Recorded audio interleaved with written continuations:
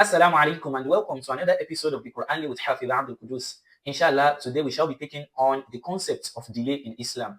It is crystal clear that one of the most misconstrued concepts is the aspect of delay or granting respite, because Allah subhanahu wa ta'ala usually grants respite to a lot of people for varieties of reasons. And that is why we have in our midst, in our communities, some people that are being granted respite for negative purpose, thinking that they are having this because they are one of the chosen or one of the beloved servants of Allah the Almighty. So let's take us through it. Allah subhanahu wa ta'ala has actually divided the concept of delay into three different categories in the Holy Quran. Number one, we have the concept of al-irja. Al-irja literally means in Arabic language, ta'khirun ma'a i'ta'i fursah. That is respite that is associated with giving another chance. And this is what Allah subhanahu wa ta'ala usually gives his beloved servants or anyone that has the tendency of retracing his step. Allah subhanahu wa ta'ala has rightly mentioned in Surah Bani Israel, Asa rabbukum an yarhamakum wa in a'udtum udna. Maybe Allah subhanahu wa ta'ala wants to actually bless you in a'udtum if you retrace your steps. If you retrace your steps and you try to correct yourself, we do not have anything to do with punishing you. We do not gain anything by punishing you. So with this, Allah subhanahu wa ta'ala is granting respect. We can also see hosts of places that Allah subhanahu wa ta'ala has used this same word even for man. For instance, when Pharaoh was to detain Prophet Musa alayhi salam and Prophet Harun alayhi salam, it was stated in Surah Al-A'raf, قَالُوا أَرْجِهْ وَأَخَافُوا وَأَرْسِلْ فِي الْمَدَائِنِ حَاشِرِينَ. You should detain them, give them respite, and call onto other people that are going to combat them, when they were thinking that Prophet Musa alayhi salam was actually being a sorcerer and he was showing them black magic. However, this same word that emanates from al-irja was used.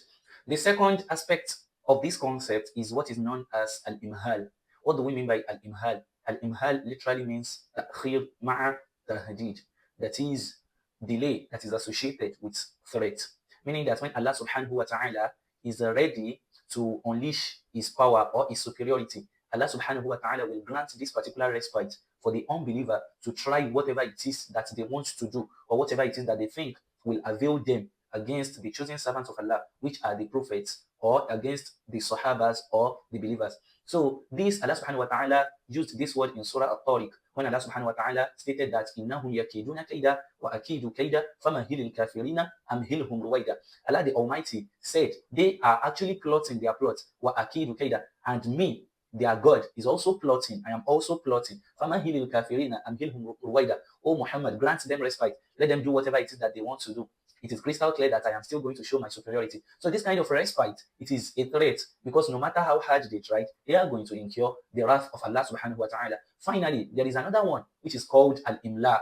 Al-imla is the type of respite that Allah gives people so as for them to extend the way, like to extend the magnitude of their error, of their excesses. Meaning that if Allah subhanahu wa ta'ala should delay them, they are going to keep repeating the same thing. They are going to be falling into the same pit until their day of reckoning finally caught up with them. And that is why they themselves, at times, they will even hasten this by challenging Allah. For instance, Allah subhanahu wa ta'ala mentioned in Surah Hud, where he said, وَلَئِنْ أَخَرْنَا عَنْهُمُ الْعَذَابَ إِلَى أُمَّةٍ مَعْدُودَةٍ. When we actually delay our punishment on this set of people for a specific period of time, they will be saying, what is delaying Allah? What is delaying your God? They will be telling the prophets, what is delaying your God?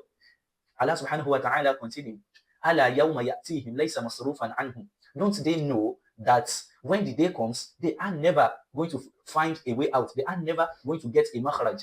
So Allah subhanahu wa ta'ala was telling them that we just want them to have their sin